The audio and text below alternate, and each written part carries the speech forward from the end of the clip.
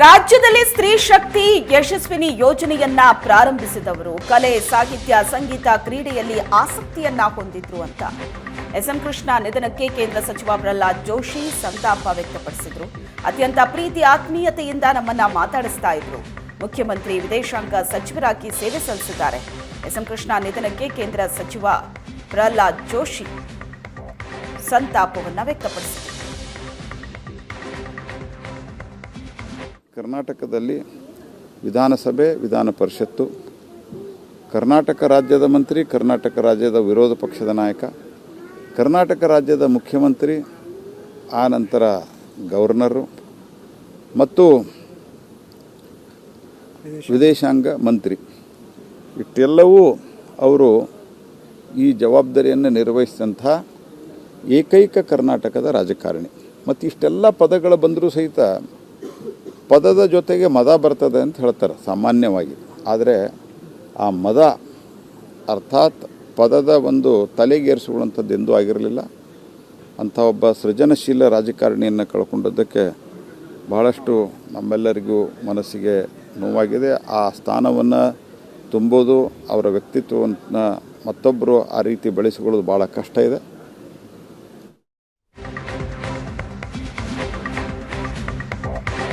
ಮಾಜಿ ಮುಖ್ಯಮಂತ್ರಿ S M Krishna ಅಸ್ತಂಗತ. S M Krishna ರಾಷ್ಟ್ರ ಕಂಡಂತಹ ಅಪರೂಪದ ನಾಯಕ. ಕೃಷ್ಣ ಅಗಲಿಕೆಗೆ ಸಚಿವ ಎಚ್.ಕೆ. ಪಾಟೀಲ್ ಕಂಬನಿ ಮಿಡಿದಿದ್ದಾರೆ. ಯಶಸ್ವಿನಿ ಬಿಸಿಯೂಟದ ಮೂಲಕ ಬಡವರಿಗೆ ನೆರವಾಗಿದ್ರು. ಉತ್ತರ ಕರ್ನಾಟಕಕ್ಕೆ ಸಾಕಷ್ಟು ಕೊಡುಗೆಗಳನ್ನು ನೀಡಿದ್ದಾರೆ ಅಂತ ಸಚಿವ ಎಚ್.ಕೆ. ಪಾಟೀಲ್ ಎಸ್ಎಂ ಕೃಷ್ಣ ಅವರ ಅಗಲಿಕೆಗೆ ಕಂಬನಿ ಮಿಡಿದಿದ್ದಾರೆ. ಸಾರ್ವಜನಿಕ ಬದುಕಿನೊಳಗೆ ಎಸ್.ಎಂ. ಕೃಷ್ಣರವರು ₹1 ಖರ್ಚು ಮಾಡುವ ಕೆಲಸ ಆಗಲಿ ಅಥವಾ ₹1 ಸಂಗ್ರಹ ಮಾಡುವ ಕೆಲಸ ಆಗಲಿ ಮಾಡಿಸಲಿಲ್ಲ. ತನ್ಮೂಲಕ ನನ್ನ ರಾಜಕೀಯ ಬದುಕು ಹೇಗಿರಬೇಕು ಅನ್ನೋದಕ್ಕೆ ಅವರು ಮಾರ್ಗದರ್ಶನ ಮಾಡಿದರು ಅನ್ನೋದನ್ನು ನಾನು ಭಾಳ ಅಭಿಮಾನದಿಂದ ಹೇಳ್ತೀನಿ. ಇವತ್ತು ಈ ಎತ್ತರಕ್ಕೆ ಬರಬೇಕಾದ್ರೆ ಈ ರೀತಿಯ ನಮ್ಮ ಬದುಕಿನ ರಾಜಕೀಯ ಶೈಲಿ ಉಳಿಸ್ಕೊಳ್ಬೇಕಾದ್ರೆ ಅವರು ಮಾಡಿರ್ತಕ್ಕಂಥ, ಅವರು ಕೊಟ್ಟಿರ್ತಕ್ಕಂಥ ಮಾರ್ಗದರ್ಶನ ಹಾಗೂ ಬಲ ಅನ್ನೋದನ್ನು ನಾನು ಅತ್ಯಂತ ಗೌರವಪೂರ್ಣವಾಗಿ ನೆನಪಿಸ್ಕೊಳ್ತಾ ಅವರ ಆತ್ಮಕ್ಕೆ ಚಿರಶಾಂತಿ ಸಿಗಲಿ, ಅವರಿಗೆ ಮತ್ತೊಮ್ಮೆ ನಾನು ಗೌರವಪೂರ್ಣವಾದ ಶ್ರದ್ಧಾಂಜಲಿಯನ್ನು ಸಲ್ಲಿಸ್ತೇನೆ.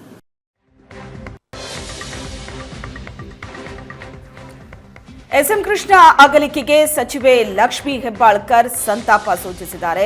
ರಾಜ್ಯ, ದೇಶ ಕಂಡ ಅಪರೂಪದ ವ್ಯಕ್ತಿತ್ವ ಎಸ್ಎಂ ಕೃಷ್ಣ. ಸ್ತ್ರೀ ಶಕ್ತಿ ಯೋಜನೆ ಜಾರಿಗೆ ತಂದವರು, ಬೆಂಗಳೂರು ಐಟಿ ಸಿಟಿ ಆಗೋದಕ್ಕೆ ಕಾರಣರಾದವರು. ಇವತ್ತು ಕೃಷ್ಣ ನಮ್ಮ ಜೊತೆಗಿಲ್ಲ ಅನ್ನೋದು ದುಃಖದ ಸಂಗತಿ.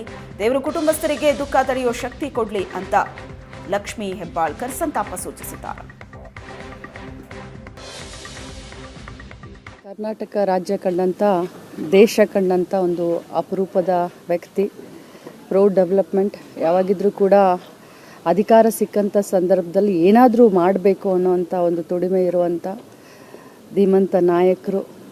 ಮಾಜಿ ಮುಖ್ಯಮಂತ್ರಿಗಳಾದಂಥ ಎಸ್.ಎಂ. ಕೃಷ್ಣ ಅವ್ರನ್ನ ಕಳ್ಕೊಂಡು ಕರ್ನಾಟಕ ರಾಜ್ಯದ ರಾಜಕೀಯ ಕ್ಷೇತ್ರ ಬಡವಾಗಿದೆ ಅಂತ ಹೇಳಿದ್ರೆ ತಪ್ಪಾಗಲಿಕ್ಕಿಲ್ಲ. ಅದರಲ್ಲೂ ಕೂಡ ಮಹಿಳೆಯರಿಗೋಸ್ಕರ ಬಹಳಷ್ಟು ವಿಚಾರವನ್ನು ಮಾಡ್ತಾಯಿದ್ರು. ಸ್ತ್ರೀ ಶಕ್ತಿ ಸಂಘಗಳನ್ನು, ಸ್ತ್ರೀ ಶಕ್ತಿಗೆ ಒಂದು ರೂಪವನ್ನು ಕೊಟ್ಟಂಥ, ಮಹಿಳಾ ಸಬಲೀಕರಣಕ್ಕೆ, ಮಹಿಳಾ ಆರ್ಥಿಕ ಸಬಲೀಕರಣಕ್ಕೆ ಒಂದು ವಿಶೇಷವಾದಂಥ ಕಾಳಜಿಯನ್ನು ತಗೊಂಡು ಇವತ್ತು ಸ್ತ್ರೀ ಶಕ್ತಿ ಬರೀ ಕರ್ನಾಟಕ ರಾಜ್ಯದ ಪಾಲಿಸಿಯಾಗಿ ಉಳಿಲಿಲ್ಲ, ಇಡೀ ದೇಶದ ಪಾಲಿಸಿಯಾಗಿ ಇವತ್ತು ಮುಂಚೂಣಿಯಲ್ಲಿ ಇದೆ. ಅದೇ ರೀತಿ ಮಧ್ಯಾಹ್ನದ ಬಿಸಿ ಊಟ ಕೂಡ ಬರೀ ಕರ್ನಾಟಕ ರಾಜ್ಯಕ್ಕಲ್ಲ, mid day meals national policy ಕೂಡ ಆಯಿತು. ಸೊ ಇವತ್ತು ಬರೀ ಬ್ಯಾಂಗ್ಳೂರು ಸಿಲಿಕಾನ್ ಸಿಟಿ ಆಗಿರ್ಬೋದು, ITBT ಆಗಿರ್ಬೋದು, ಇದನ್ನೆಲ್ಲ ತಂದಿರೋದು ಇದೆಲ್ಲ ಎಸ್.ಎಂ. ಕೃಷ್ಣ ಅವರ ಕನಸಿನ ಕೂಸು. ನಿಜವಾಗ್ಲೂ ನಮಗೆಲ್ಲ ತುಂಬ ದುಃಖ ಆಗಿದೆ. ಭಗವಂತನಲ್ಲಿ ಪ್ರಾರ್ಥನೆ ಮಾಡ್ತೀನಿ ಅವರ ಕುಟುಂಬದ ಎಲ್ಲ ಸದಸ್ಯರಿಗೂ, ಅಭಿಮಾನಿಗಳಿಗೂ, ಅವರ ಬಂಧು ಬಾಂಧವರಿಗೂ ಈ ಒಂದು ದುಃಖವನ್ನು ಭರಿಸುವಂಥ ಶಕ್ತಿಯನ್ನು ಕೊಡಲಿ ಅಂತ ಕೇಳ್ಕೊಳ್ತೀನಿ. ಅವತ್ತಿನ ಕಾಲದಲ್ಲಿ ನಗರ ಮಟ್ಟದಲ್ಲಿ ಯಾರಿಗೆ ಮನೆ ಸಿಕ್ಕಲಿಕ್ಕೆ ಸಾಧ್ಯ ಇಲ್ಲ, ಸ್ಥಳ ಸಿಕ್ಕಲಿಕ್ಕೆ ಸಾಧ್ಯ ಇಲ್ಲ, ಆ ನಗರದಲ್ಲಿ ಸರ್ಕಾರಿ ಜಾಗದ ಇಲ್ಲದಿದ್ದರೆ ಗೌರ್ಮೆಂಟ್ ಪರ್ಚೇಸ್ ಮಾಡಿಕೊಂಡು ಆ ಬಡವರಿಗೆ ಮನೆ ಕಟ್ಟಲಿಕ್ಕೆ ಬೇಕಾಗುವಂಥ ಯೋಜನೆಯನ್ನು ಕೊಟ್ಟು ನಂಬಿಸಿ ಅವತ್ತು ರಾಜೀವ್ ಗಾಂಧಿ ವಸತಿ ನಿಗಮ ಎಂಬ ಆ ಒಂದು ಮುಖಾಂತರ ಈ ಎಲ್ಲ ಕೆಲಸ ಕಾರ್ಯಗಳು ಕೂಡ ಇವತ್ತು ಹಮ್ಮಿಕೊಂಡು ಎಲ್ಲ ವರ್ಗದವರಿಗೂ ಕೂಡ ಆ ಒಂದು ಸರ್ಕಾರದ ಸವಲತ್ತನ್ನು ಮುಟ್ಟಿಸಲಿಕ್ಕೆ ಅವ್ರದ್ದೇ ಆದ ನಾಯಕತ್ವ ಕೊಟ್ಟಿದ್ದಾರೆ. ಆದ ಕಾರಣ ಈ ಒಂದು ಅವರ ಅಪಾರವಾದ ಜ್ಞಾನ ಅನುಭವವನ್ನು ನಮ್ಮ ಸಮಾಜಕ್ಕೆ ರಾಜ್ಯಕ್ಕೆ ಇವತ್ತು ಕೊಟ್ಟು ಅವರು ನಮ್ಮನ್ನು ಅಗಲಿದ್ದಾರೆ. ಬಹುಶಃ ಪ್ರತಿಯೊಂದು ಸಾವು ಕೂಡ ನಮಗೆಲ್ಲರಿಗೂ ಕೂಡ ಸಂದೇಶ ಕೊಡ್ತದೆ. ಬಹುಶಃ ಎಸ್ ಎಂ ಕೃಷ್ಣರ ಸಾವು ಬಹುಶಃ ಅವರ ಅಗಲಿಕೆ ಈ ನಮ್ಮ ಸಮಾಜ ಸರ್ವರಿಗೂ ಕೂಡ ಬಹುಶಃ ಎಲ್ಲ ಯುವಕರಿಗೆ ತಮ್ಮ ವ್ಯಕ್ತಿತ್ವವನ್ನು ರೂಪಿಸಿಕೊಳ್ಳಲಿಕ್ಕೆ ಈ ಒಂದು ಸನ್ಮಾನ್ಯ ಅವರ ಜೀವನದ ಸಂದೇಶವು ಕೂಡ ನಮಗೆಲ್ಲ ಅದು ಪ್ರೇರಣೆ ಮತ್ತು ಆಗಬೇಕಂತ ನಾನು ಇವತ್ತು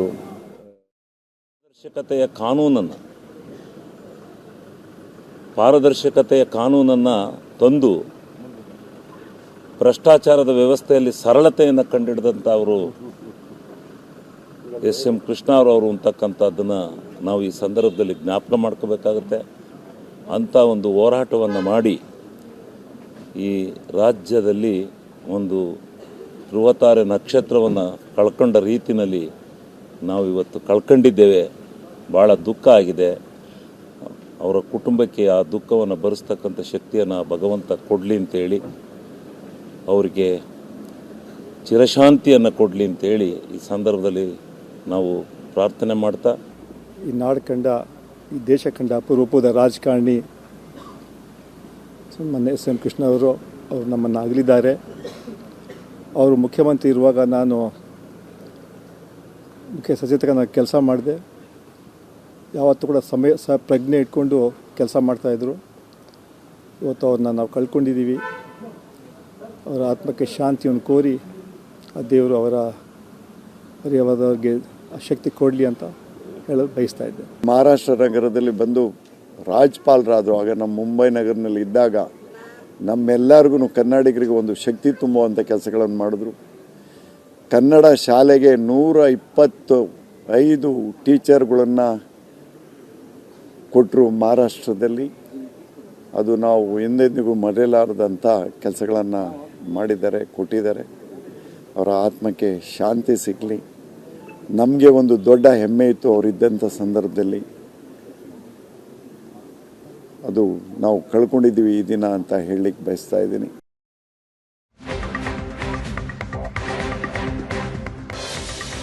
ಎಸ್ ಎಂ ಕೃಷ್ಣ ಅಂತಿಮ ದರ್ಶನವನ್ನ ಪಡೆದ್ರು ರಾಜೀವ್ ಚಂದ್ರಶೇಖರ್. ಅಂತಿಮ ದರ್ಶನ ಪಡೆದು ಎಸ್ ಎಂ ಕೃಷ್ಣ ಕುಟುಂಬಸ್ಥರಿಗೆ ಸಾಂತ್ವನವನ್ನ ಹೇಳಿದರು. ಎಸ್ ಎಂ ಕೃಷ್ಣ ಅಗಲಿಕೆಗೆ ರಾಜೀವ್ ಚಂದ್ರಶೇಖರ್ ಸಂತಾಪವನ್ನ ವ್ಯಕ್ತಪಡಿಸಿದರು. ಕುಟುಂಬಸ್ಥರಿಗೆ ಸಾಂತ್ವನ ಹೇಳಿದರು. ಎಸ್ ಎಂ ಕೃಷ್ಣ ಅವರ ಅಂತಿಮ ದರ್ಶನವನ್ನ ಪಡೆದರು ರಾಜೀವ್ ಚಂದ್ರಶೇಖರ್. ಕುಟುಂಬದವರ ಜೊತೆ ಮಾತಾಡಿದ್ರು, ಅವರಿಗೆ ಸಾಂತ್ವನವನ್ನ ಹೇಳಿದರು. ಎಸ್ ಎಂ ಕೃಷ್ಣ ಅಗಲಿಕೆಗೆ ಸಂತಾಪ ಸೂಚಿಸಿದ್ರು ರಾಜೀವ್ ಚಂದ್ರಶೇಖರ್. ಎಸ್ ಎಂ ಕೃಷ್ಣ ಅವರ ಅಂತಿಮ ದರ್ಶನವನ್ನ ಪಡೆದರು. ಕುಟುಂಬಸ್ಥರಿಗೆ ಸಮಾಧಾನದ ಮಾತುಗಳನ್ನಾಡಿದರು.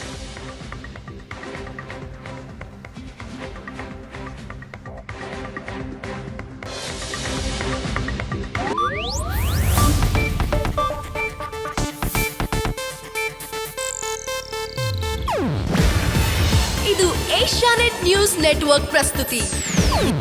ನೀವು ನೋಡ್ತಿದ್ದೀರಾ ಏಷ್ಯಾನೆಟ್ ಸುವರ್ಣ ನ್ಯೂಸ್.